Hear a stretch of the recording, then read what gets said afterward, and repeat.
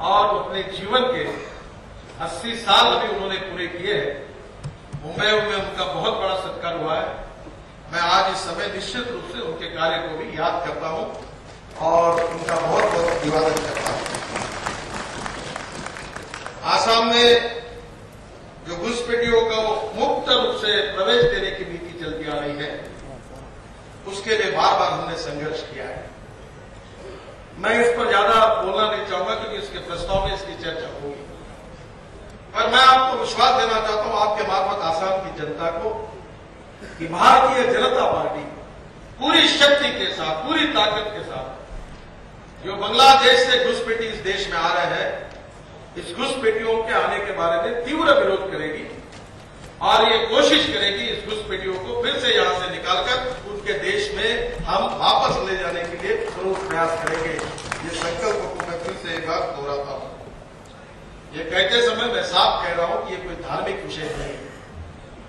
विशेष रूप से यहां बसे हुए सभी धर्म के लोगों के प्रति कोई नाराजगी नहीं है, पर जो विशेष रूप से बांग्लादेश से आ रहे हैं, प्रॉपर्टी खरीद रहे हैं, यहां के राजनीति में दबाव पैदा कर रहे हैं, अगर इसी प्रकार से चलता रहेगा तो इस देश का क्या होगा, आसाम का क्या होगा, ये निश्चित रूप से चिंता हमारे राष्ट्रवादी मन में है और इसलिए निश्चित रूप से इसको विचार करना होगा। मैं इस कार्यकारिणी की समिति में मुझे बड़ा आनंद हो रहा है कि जो साल भर में चुनाव में उन्होंने अपने आप में एक रिकॉर्ड बनाया है। बिहार में जिस प्रकार से भारतीय जनता पार्टी को अभूतपूर्व सफलता मिली, मुझे लगता है आज तक के इतिहास में इतनी अच्छी सफलता कभी नहीं मिली।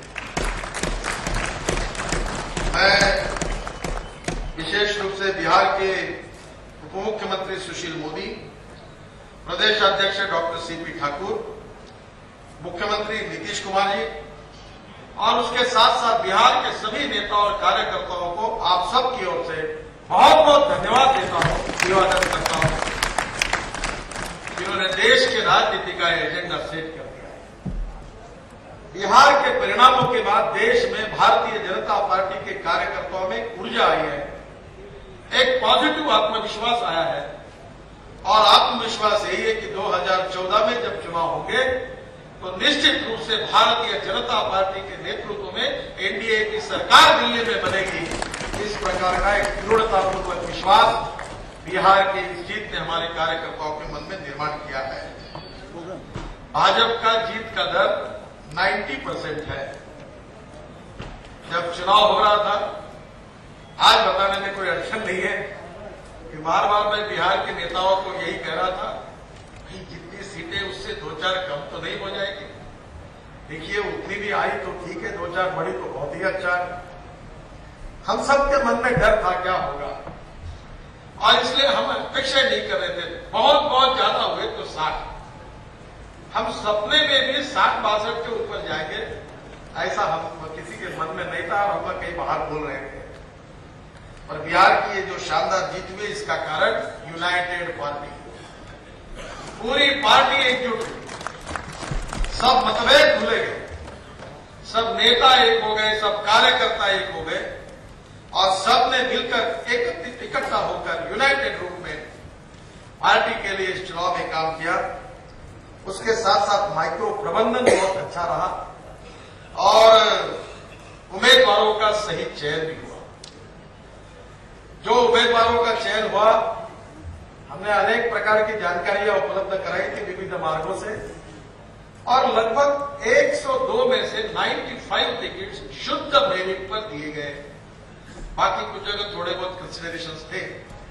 इतने बड़े प्रमाण पर हमने उनको टिकट दिए और उसके साथ साथ बिहार में अरुण जेटली जी का मार्गदर्शन था, अनंत कुमार जी प्रभारी थे और उसके साथ साथ विशेष रूप से इस अध्यक्ष बनने के बाद मेरे टीम में जनरल सेक्रेटरी करके ओडिशा के हमारे धर्मेंद्र प्रधान, जिनको मैंने जिम्मेदारी दी थी, उन्होंने रिलीजियसली कर्तव्य बुद्धि से महीनों तक वहां ही रहकर पूरी शक्ति ताकत लगाकर अरुण जी, अनंत कुमार जी के मार्गदर्शन में उन्होंने पूरी इतनी मेहनत की, इतना अच्छा कोऑर्डिनेशन किया और बहुत अच्छी मेहनत की। मैं उन कार्यकर्ताओं को धन्यवाद देता हूं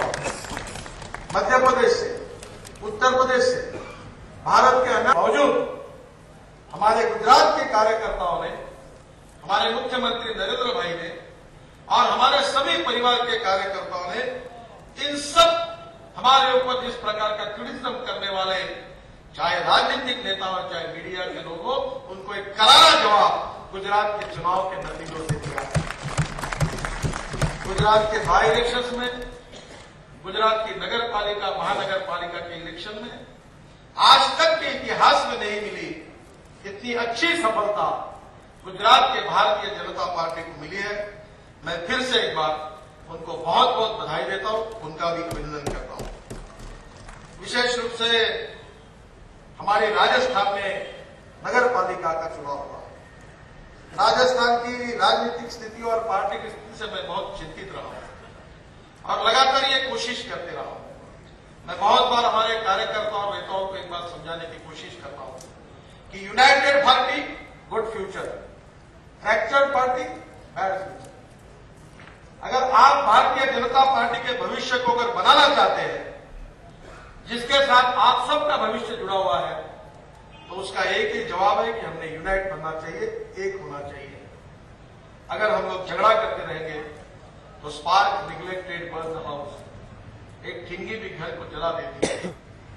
और मुझे बड़ा विश्वास है कि इस साल भर में राजस्थान में पार्टी में भी काफी प्रगति हुई, काफी समस्याओं का समाधान ढूंढने में हम सफल रहे और इस सब ने मिलकर एकजुट होकर नगर पालिकाओं का चुनाव लड़ा और राजस्थान में 59 नगर पालिका भारतीय जनता पार्टी ने जीती है और कांग्रेस ने 49 नगर पालिका जीती है। फिर से एक बार राजस्थान के हमारे कार्यकर्ताओं ने, नेता ने यह सिद्ध कर दिया है कि आने वाले लोकसभा और विधानसभा के चुनाव में भारतीय जनता पार्टी की जीत निश्चित है। इसी बात को इस चुनाव के नतीजों ने सिद्ध किया है। मैं अभिनंदन करूंगा कर्नाटक के हमारी राज्य इकाई और सरकार की, उसके साथ साथ हिमाचल प्रदेश, दोनों प्रदेशों में अभी जिला परिषद और पंचायत के चुनाव हुए हैं। हमारे कर्नाटक में 30 जिला परिषद है, उसमें से बड़े मुश्किल से एक दो जगह पर हम थे। कांग्रेस 22 जगह पर थी, 22 जिला परिषद उनके हाथ में थी और आज स्थिति ऐसी हुई है कि हमने 12 जिला परिषद जीती है और 4 से 5 जिला परिषद में हमारे अध्यक्ष चुनकर आएंगे। करीब 16 या 17 जिला परिषद हमारी होगी, जो 1-2 से हम 17 पर पहुंचे हैं और 22 पर कांग्रेस की वो 4 पर पहुंची है। मुझे लगता है कि ये भी हमारे लिए बहुत अच्छी सफलता है।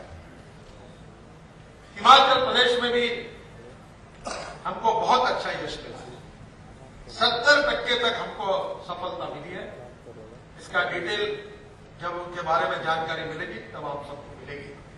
मैं फिर से एक बार कर्नाटक के मुख्यमंत्री येदियुरप्पा जी, पार्टी के अध्यक्ष ईश्वरप्पा जी, कर्नाटक के अभी सभी हमारे एमएलए, एमपीज, कार्यकर्ता, प्रभारी, इसके साथ साथ हिमाचल प्रदेश के मुख्यमंत्री धूमल जी, हमारे अध्यक्ष, हमारे सभी कार्यकर्ता, मंत्रीगण, प्रभारी, इन सबको हृदय से बहुत बहुत धन्यवाद देता हूं और उनका अभिनंदन करता हूं। और इस जीत में और 2 अच्छी जीतें हमको मिली है, एक अंडमान निकोबार में और दादरा नगर हवेली में। वहां भी हमने बहुत अच्छी सफलता मिली है। मुझे लगता है ये दोनों जगह की सफलता भी हमको एक शक्ति देने वाली है। इसके अलावा मध्य प्रदेश में बाई इलेक्शन हुए, बहुत अच्छी तरह से वहां भी हमने अच्छी सफलता मिलाई है। केरल में चुनाव हुआ पंचायत और जिला परिषद का, नगर पालिकाओं का, इसमें भी बहुत कठिनाइयां हैं। उसके बावजूद भी वहां के हमारे अध्यक्ष मुरलीधरन जी के नेतृत्व में हमारे कार्यकर्ताओं ने बहुत परिश्रम किए और बहुत अच्छी सफलता मिली है। और मेरा विश्वास है कि इन सब प्रदेशों में जो जीत हासिल हुई है, उन सब नेताओं को, उन सब कार्यकर्ताओं को मैं आपकी ओर से हृदय से बहुत बहुत धन्यवाद देता हूं और उनका अभिनंदन करता हूं। मैं आपको ये बताना चाहता हूं कि आने वाले इस साल में हमारे लिए 6 चुनाव है। तमिलनाडु, केरल, पश्चिम बंगाल, आसाम और पांडिचेरी, 5 विधानसभा के चुनाव हमारे सामने हैं। मैं इसके बारे में हम लोग तैयारी कर रहे हैं। आज मैं आपको इतना ही बताना चाहता हूं कि भारतीय जनता पार्टी के राष्ट्रीय नेतृत्व ने इस चुनाव को बहुत सीरियसली लिया है, पूरी शक्ति के साथ, पूरी ताकत के साथ। इन सब राज्यों में हम चुनाव लड़ने वाले हैं।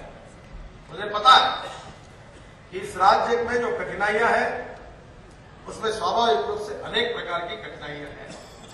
कल मीटिंग में मैंने कहा कि एक बात की मुझे खुशी है कि सबसे ज्यादा लाठीचार्ज इस साल भर में भारतीय जनता पार्टी के कार्यकर्ताओं को कहीं हुए तो बंगाल में हुए और बहुत अच्छा हुआ। पार्टी आक्रामक बननी चाहिए, रोड पर आनी चाहिए, संघर्ष करना चाहिए। और इसमें बंगाल में हम लगातार लाख लाख लोगों के सम्मेलन लेकर संघर्ष कर रहे हैं, आंदोलन कर रहे हैं, विधानसभा को घेराव डालने जैसे कार्यक्रम कर रहे हैं। तमिलनाडु के अध्यक्ष एक यात्रा लेकर बहुत यशस्वी रूप से जा रहे हैं, यहां उपस्थित नहीं है। केरल में भी हमारे अध्यक्ष के नेतृत्व में यात्रा 16-17 तारीख से शुरू होने वाली है। हम लगातार इस राज्य में हमारे कार्य के विस्तार के लिए बहुत गंभीरता से कोशिश कर रहे हैं। मैं अब आपके सामने देश के बारे में कुछ बातें रखना चाहता हूं। यूपीए 2 ये तो भ्रष्टाचार का साम्राज्य है। कोई डकैत, चोर उचक के लोग आकर एक आधे गांव में आकर जैसे लूट मचाते हैं, वैसे देश में लूट मची है, लूट। कल मैंने कहा मजाक में कि आसाम के भ्रष्टाचार के प्रकरण जब मैंने देखे तो मैंने कहा कि भ्रष्टाचार की कॉमनवेल्थ में ये कॉम्पिटिशन चल रही है कि आसाम की सरकार के नेता कह रहे कि हम भी कुछ कम नहीं है। अगर दिल्ली के लोग भ्रष्टाचार में आगे जाएंगे तो हम ऐसी कोशिश करेंगे कि उनसे भी आगे जाकर दिखाएंगे। इसलिए यहां के कांग्रेस नेता भ्रष्टाचार में जोर से भिड़े हैं। बहुत बुरी स्थिति है। नए नए घोटाले आगे आ रहे। 2G स्पेक्ट्रम का घोटाला, ये आरोप अरुण जी, सुषमा जी ने नहीं लगाया, ये भारतीय जनता पार्टी एनडीए ने नहीं लगाया, ये किसी विपक्षी दल ने नहीं लगाया। 1,76,000 करोड़ का घोटाला है। ये आरोप हमारे देश के सीएजी ने, जो केंद्र सरकार के अधीन काम करने वाली एक घटनात्मक इंस्टीट्यूशन है, संविधान से युक्त है, उसने अपने ऑडिट रिपोर्ट में 1,76,000 करोड़ का घोटाला हुआ ऐसा कहा है। अभी दूसरी बात आई कॉमनवेल्थ गेम। कोई बलि के बकरे है, वो तो है, उन्होंने जीवन भ्रष्टाचार किया। मैं बार बार पहले दिन से पूछ रहा था कि आपने कॉमनवेल्थ गेम में जो निर्णय किए वो किसने किए? प्रधानमंत्री कार्यालय से इतने 400 पेजेस मेरे पास आए और मैं जिम्मेदारी के साथ बता रहा हूं कि ये कॉमनवेल्थ गेम में cabinet sub committee, expenditure finance committee, cabinet committee, PMO, prime minister, इन्होंने सब बातों को परमिशन दी है। मैं ज्यादा समय आपका लूंगा नहीं, केवल जवाहरलाल नेहरू स्टेडियम की कहानी देखिए। एक वाक्य का घोटाला हुआ जिसके कारण गड़बड़ हुई। मैं इसलिए जानता हूं कि ये टेक्निकल और इकोनॉमिक स्टैंडर्ड्स के इसमें मैं भी पहले इसका जन्मदाता हूं, क्योंकि सबसे पहले जो हाईवे और बड़े बड़े प्रोजेक्ट बने तब फॉरेन मल्टीनेशनल कंपनी आती थी